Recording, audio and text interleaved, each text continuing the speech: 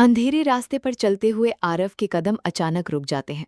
सामने एक छोटी सी पुरानी किताबों की दुकान होती है जो आधी बंद होती है और अंदर हल्की पीली रोशनी जल रही होती है। वो इंसान जो उसके साथ होता है धीरे से कहता है कि कुछ देर के लिए यहीं रुकना सुरक्षित रहेगा और बिना ज्यादा कुछ बोले वहां से गायब हो जाता है। अब पहली बार आरव पूरी तरह अकेला होता है। वो धीरे से दरवाज़ा खोलता है।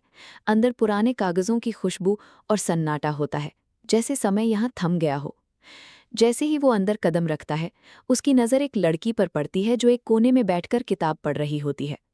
उसकी मौजूदगी इस अंधेरे माहौल में बिल्कुल अलग लगती है, जैसे इस दुनिया का हिस्सा ही ना हो। आरव कुछ पल के लिए उसे देखता रह जाता है। लड़की अचानक सिर उठाती है और उनकी नज़रें मिलती हैं। एक पल के लिए दोनों कुछ नहीं बोलते, लेकिन उस खामोशी में भी एक अजीब सा कनेक्शन महसूस होता है। लड़की हल्की सी मुस्कुराती है और कहती है कि दुकान बंद होने वाली है। आरव धीमी आवाज में कहता है कि उसे बस थोड़ी देर रुकना है।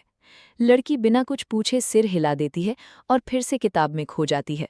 लेकिन अब उसका ध्यान बार बार आरव की तरफ जा रहा होता है। कुछ देर बाद वो उठती है और बिना कुछ कहे एक कप चाय उसके सामने रख देती है। आरव हैरान होकर उसे देखता है। वो कहती है कि यहाँ जो भी आता है वो अक्सर कुछ छुपा रहा होता है और चाय थोड़ी मदद कर देती है। आरव के चेहरे पर हल्की सी मुस्कान आती है, जो बहुत समय बाद दिखाई देती है। ये एक छोटा सा पल होता है, लेकिन उसके अंदर कुछ बदल देता है। दोनों के बीच धीरे धीरे बात शुरू होती है। छोटी छोटी बातें, लेकिन हर शब्द में एक सच्चाई होती है।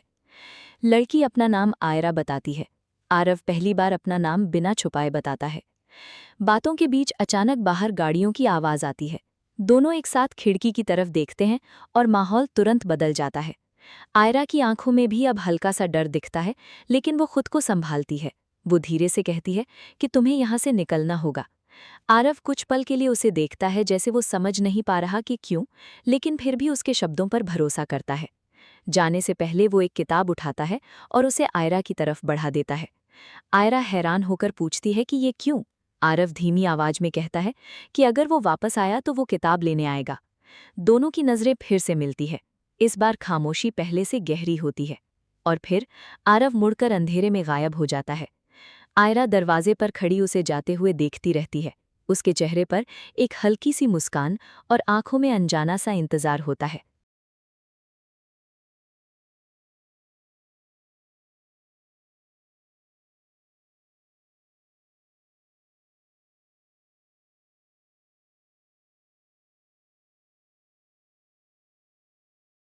रात और भी गहरी हो चुकी थी, लेकिन आरव के कदम अब पहले से ज्यादा स्थिर थे। उसके हाथ में वही किताब थी जो उसने आयरा को दी थी, और मन में वही चेहरा बार बार उभर रहा था। उसे समझ नहीं आ रहा था कि उस खतरनाक भागदौड़ के बीच वो मुलाकात क्यों इतनी अलग महसूस हुई। जैसे अंधेरे में अचानक एक रोशनी मिल गई हो। वो एक सुनसान जगह पर रुकता है और कुछ पल के लिए आंखें बंद कर लेता है। उसके दिमाग में अंडरवर्ल्ड का जाल और आयरा की मुस्कान दोनों एक साथ घूम रहे होते हैं। अगले दिन वो खुद को रोक नहीं पाता और फिर से उसी किताबों की दुकान के पास पहुंच जाता है। दुकान इस बार खुली होती है और अंदर वही शांत माहौल होता है। आयरा काउंटर के पीछे खड़ी होती है, जैसे उसे पहले से पता हो कि वो आएगा। दोनों की नज़रें मिलती हैं और इस बार हल्की सी मुस्कान दोनों के चेहरे पर खुद ही आ जाती है। आरव धीरे से अंदर आता है और बिना कुछ कहे उसके सामने खड़ा हो जाता है। आयरा मुस्कुराते हुए पूछती है कि क्या वो अपनी किताब लेने आया है। आरव हल्की सी मुस्कान के साथ सिर हिलाता है, लेकिन उसकी आंखों में कुछ और होता है, जैसे वो सिर्फ किताब के लिए नहीं आया। आयरा उसे किताब देती है, लेकिन उनके हाथ हल्के से टकरा जाते हैं। वो एक छोटा सा पल होता है, लेकिन दोनों के अंदर कुछ बदल जाता है। कुछ सेकंड के लिए दोनों कुछ नहीं बोलते, लेकिन उस खामोशी में भी एक अजीब सा कनेक्शन महसूस होता है। आयरा धीरे से कहती है कि वो अजीब है, क्योंकि वो ऐसे लोगों से बात नहीं करती जिन्हें वो जानती नहीं। आरव हल्की सी हंसी के साथ कहता है कि शायद वो भी अब वैसा नहीं रहा जैसा पहले था। दोनों धीरे धीरे बातें करने लगते हैं, छोटी छोटी बातें, लेकिन हर शब्द में एक सच्चाई होती है। आयरा उसे चाय देती है, इस बार बिना पूछे, और कहती है कि अब ये उसकी आदत बनती जा रही है। आरव उसकी तरफ देखता है और पहली बार उसकी आंखों में थोड़ी शांति महसूस करता है। लेकिन उसी समय बाहर से एक गाड़ी रुकने की आवाज आती है। आरव का चेहरा तुरंत बदल जाता है। उसकी आंखों में फिर वही सतर्कता लौट आती है। आयरा भी उसकी तरफ देखती है और समझ जाती है कि कुछ ठीक नहीं है। वो धीरे से कहती है कि तुम परेशानी में हो। आरव कुछ नहीं बोलता, लेकिन उसकी खामोशी ही जवाब होती है। आयरा बिना और सवाल किए दुकान का पिछला दरवाज़ा खोल देती है और कहती है कि अगर तुम्हें जाना है तो अभी जाओ। आरव एक पल के लिए रुकता है और उसकी तरफ देखता है, जैसे कुछ कहना चाहता हो लेकिन शब्द नहीं मिलते। वो बस इतना कहता है कि वो फिर आएगा। आयरा हल्की सी मुस्कान के साथ कहती है कि मैं यहीं रहूंगी।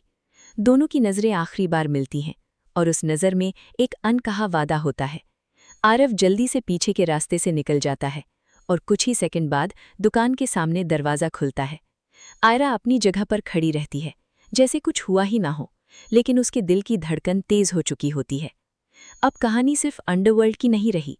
अब इसमें एक ऐसा रिश्ता जुड़ चुका होता है जो हर खतरे के बीच भी अपनी जगह बना रहा होता है, और यही रिश्ता आने वाले हर फैसले को और मुश्किल बनाने वाला होता है। आरव दुकान के पीछे वाले रास्ते से बाहर निकलकर अंधेरी गली में तेजी से चलने लगता है, लेकिन इस बार उसके कदमों में सिर्फ भागने की जल्दी नहीं होती। उसके मन में आयरा का चेहरा बार बार सामने आ रहा होता है। उसे महसूस होता है कि बहुत समय बाद किसी ने बिना सवाल पूछे उस पर भरोसा किया है, और यही बात उसके दिल को बेचैन कर रही होती है। वो एक सुनसान मोड़ पर रुकता है और पीछे मुड़कर उसी दिशा में देखता है जहां किताबों की दुकान थी।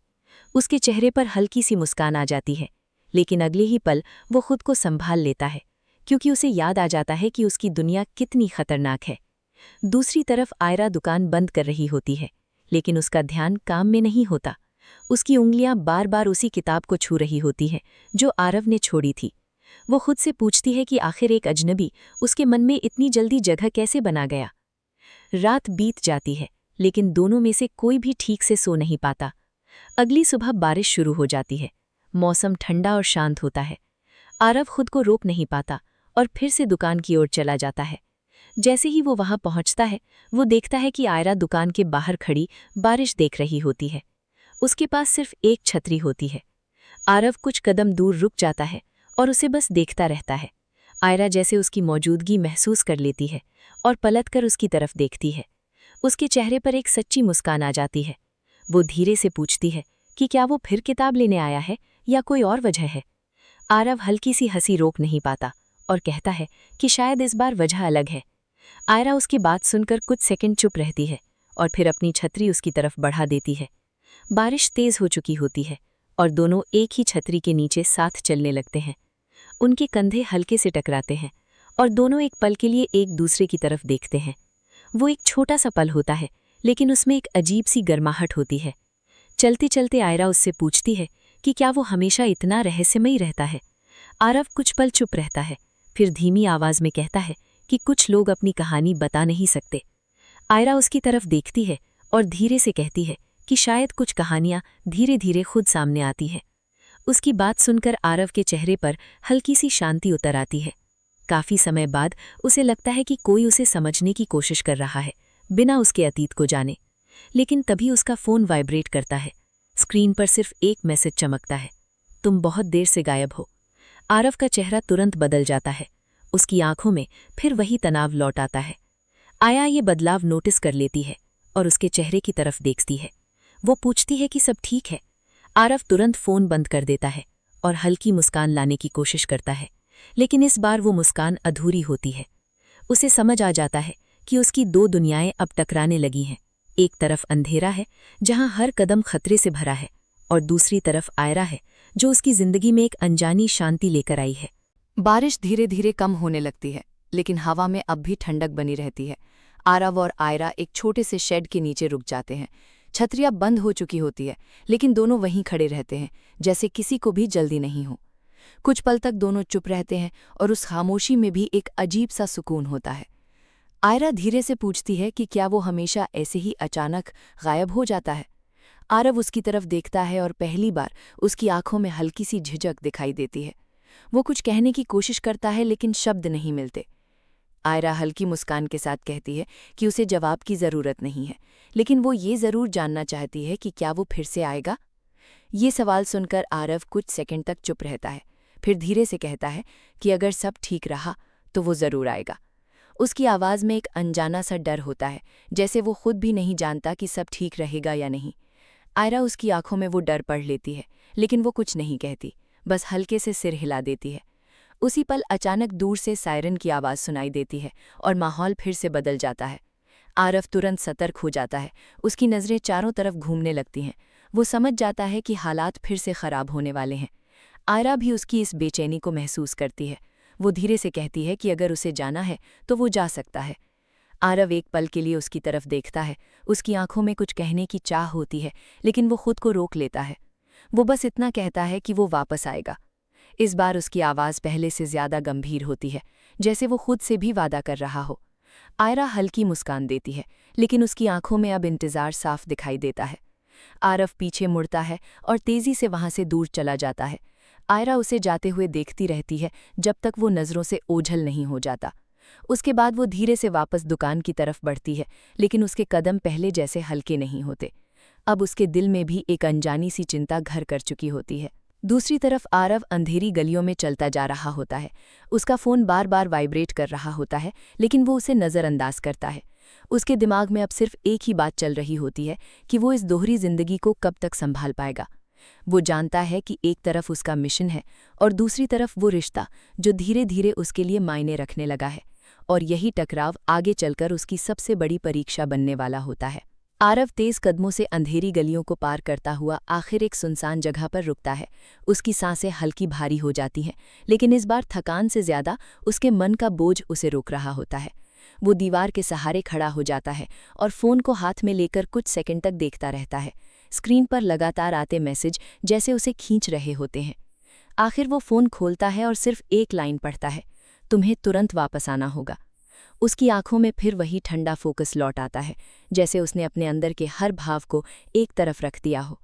वो धीरे से खुद से कहता है कि अब कोई गलती नहीं।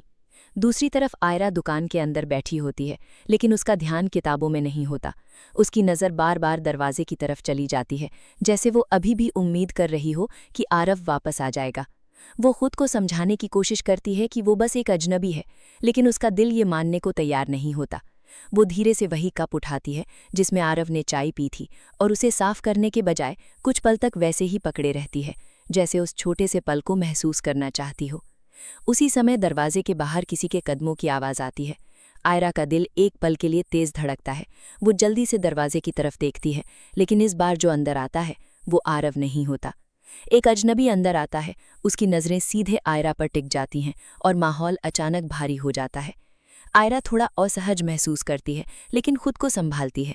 वो सामान्य आवाज़ में पूछती है कि उसे क्या चाहिए। वो आदमी कुछ सेकंड तक चुप रहता है, फिर धीरे से पूछता है कि क्या यहाँ कोई और भी था। ये सवाल सुनते ही आयरा के अंदर हल्की सी घबराहट पैदा होती है, लेकिन वो अपने चेहरे पर कोई बदलाव नहीं आने देती।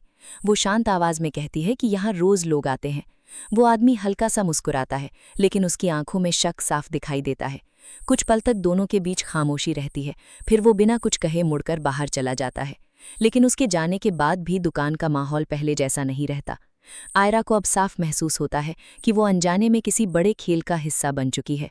दूसरी तरफ आरव उस जगह पहुंच चुका होता है जहां उसे बुलाया गया था। वहां पहले से कई लोग मौजूद होते हैं और माहौल पहले से ज्यादा गंभीर होता है। जैसे ही वो अंदर जाता है, सभी की नज़रें उसी पर टिक जाती हैं। उसे साफ महसूस होता है कि अब उस पर शक किया जा रहा है। एक आदमी आगे बढ़ता है और ठंडी आवाज़ में पूछता है कि वो इतने समय तक कहाँ था। आरव बिना घबराए उसकी आंखों में देखता है और जवाब देता है कि वो काम पूरा कर रहा था। उसकी आवाज़ में कोई हिचक नहीं होती, लेकिन अंदर ही अंदर वो जानता है कि अब एक छोटी सी गलती भी उसे ख़त्म कर सकती है। कमरे में खामोशी छा जाती है और सभी जैसे उसके जवाब को परख रहे होते हैं। अब खेल और ख़तरनाक हो चुका होता है, क्योंकि इस बार दांव सिर्फ उसकी जान नहीं, बल्कि वो रिश्ता भी होता है जिसे वो खुद से भी छुपा नहीं पा रहा। और यही रिश्ता अब उसे सबसे बड़ी मुसीबत में डालने वाला होता है। कमरे की हवा भारी हो जाती है और सबकी नज़रें अब भी आरव पर टिकी रहती हैं। वो बिना झिझक खड़ा रहता है, लेकिन उसके अंदर हर पल एक नई गणना चल रही होती है। कौन उस पर शक कर रहा है और कौन अभी भी उस पर भरोसा करता है।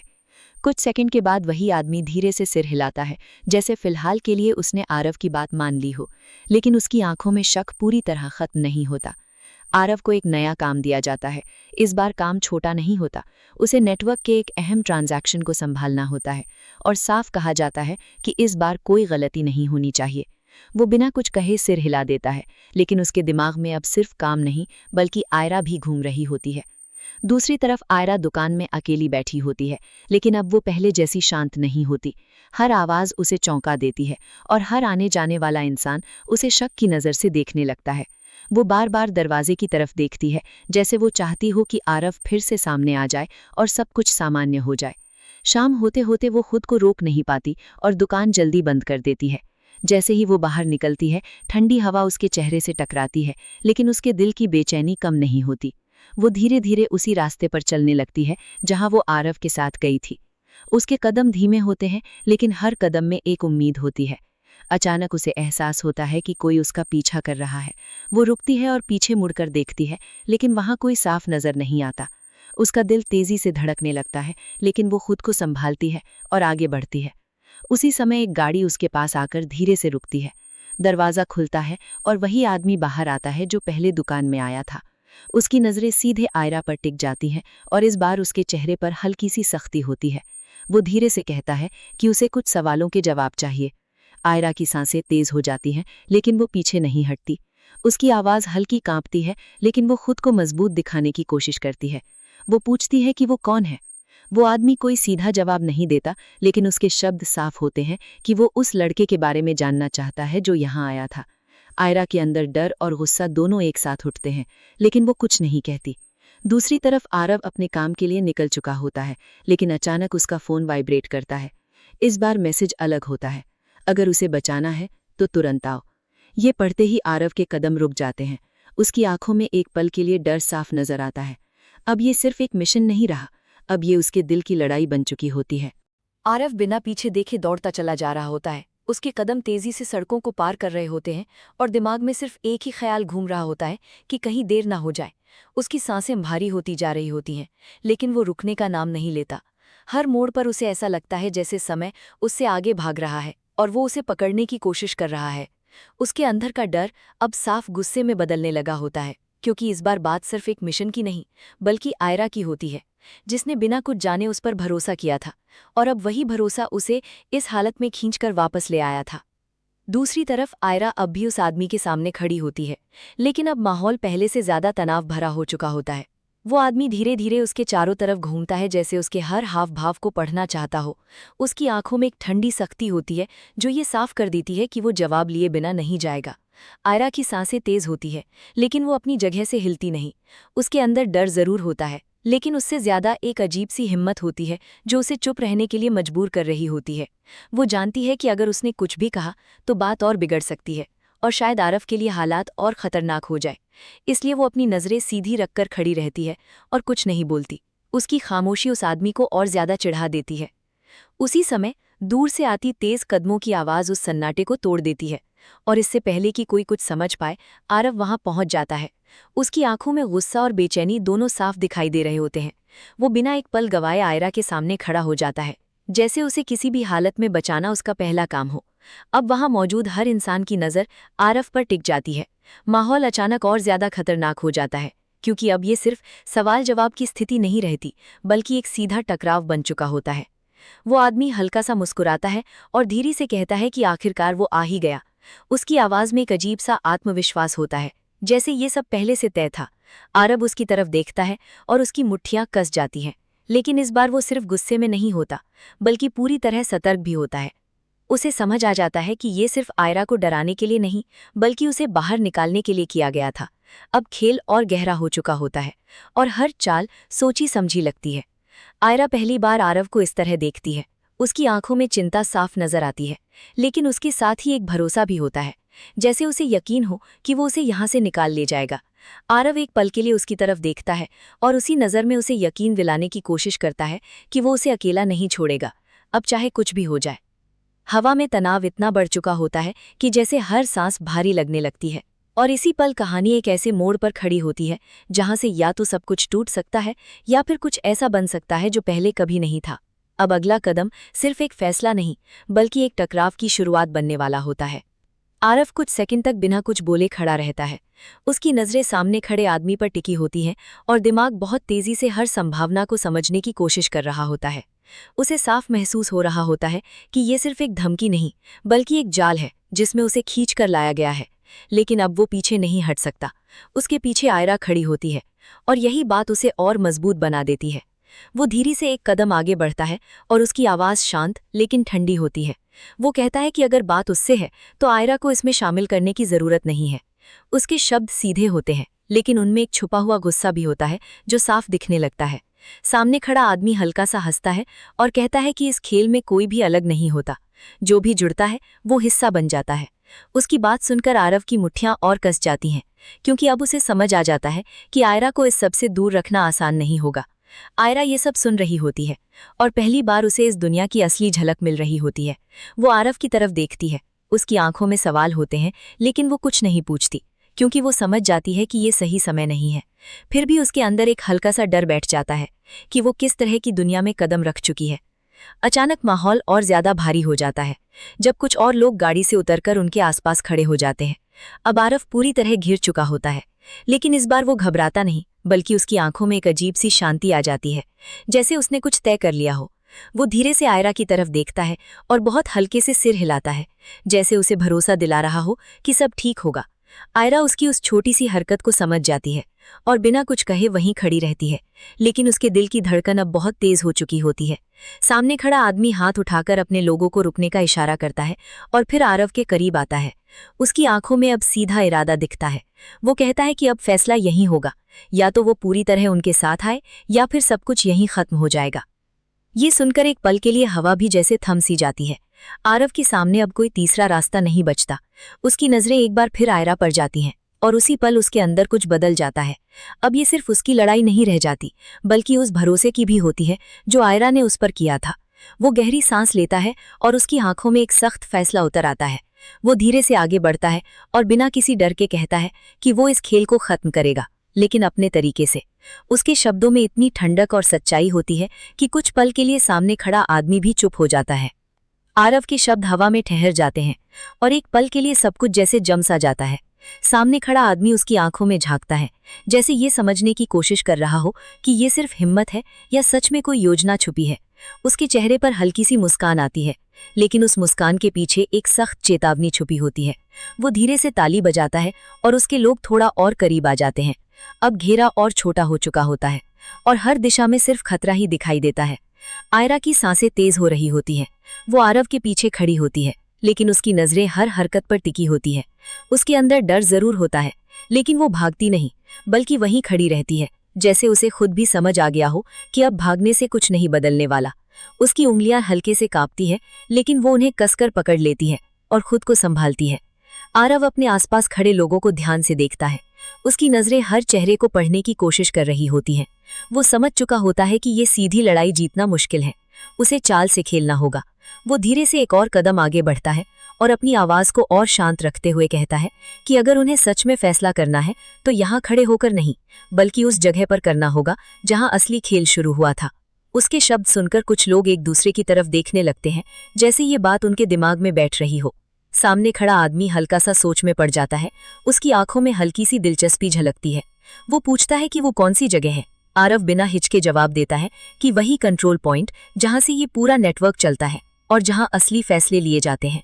उसके ये कहते ही माहौल फिर बदल जाता है, क्योंकि ये एक ऐसा नाम होता है जो हर किसी के लिए मायने रखता है।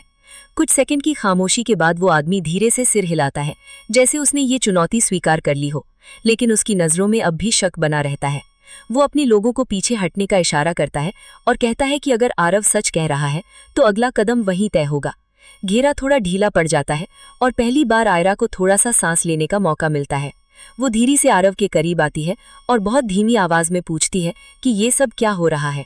उसकी आवाज में डर भी होता है और भरोसा भी। आरव एक पल के लिए उसकी तरफ देखता है। उसकी आंखों में थकान और सच्चाई दोनों झलकते हैं।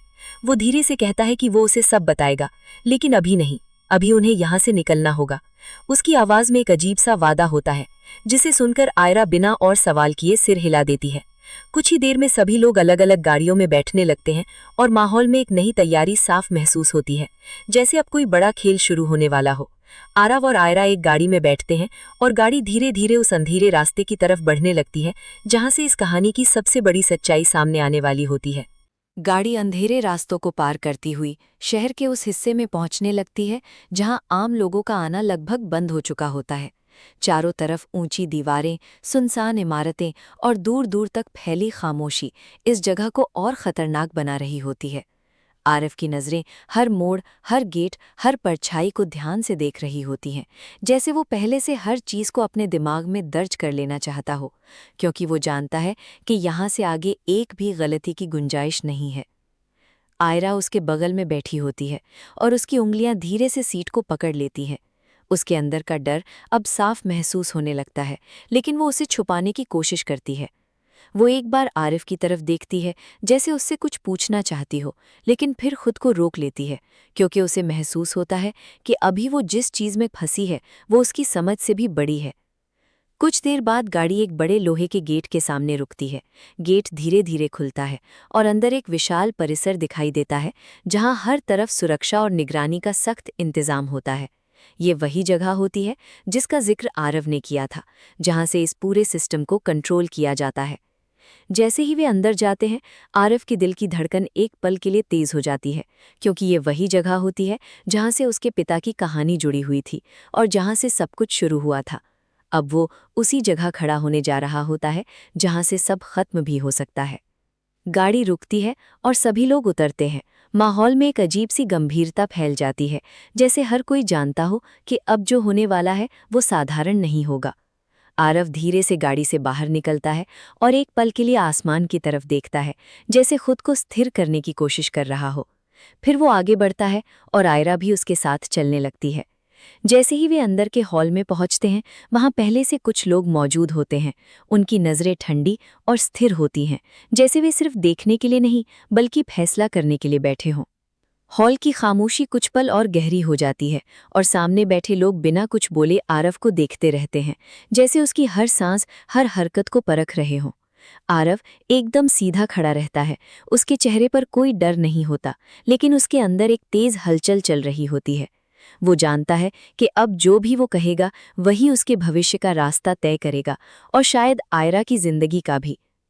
सामने बैठे उस मुख्य व्यक्ति की उंगलियां धीरे धीरे टेबल पर चलती हैं, जैसे वो किसी गहरी सोच में हो। फिर वो सिर उठाकर आरव की तरफ देखता है और बहुत शांत आवाज में कहता है कि बहुत कम लोग यहाँ तक पहुँच पाते हैं, और जो पहुँचते हैं वे या तो खत्म हो जाते हैं या फिर खुद इस सिस्टम का हिस्सा बन जाते हैं। उसकी आवाज में कोई गुस्सा नहीं होता, लेकिन एक ऐसा वजन होता है जो पूरे माहौल को और भारी बना देता है। आरव बिना नजरें झुकाए उसकी बात सुनता है और फिर एक कदम आगे बढ़ता है। उसकी आवाज पहले से ज्यादा स्थिर होती है। वो कहता है कि अगर ये सिस्टम लोगों को खत्म करता है तो इसे खत्म होना ही चाहिए। उसके शब्द सीधे होते हैं और उनमें कोई डर नहीं होता। इस बार कमरे में बैठे कुछ लोगों के चेहरे बदलते हैं, जैसे उन्हें ये बात पसंद नहीं आई हो। आयरा पीछे खड़ी सब कुछ देख रही होती है।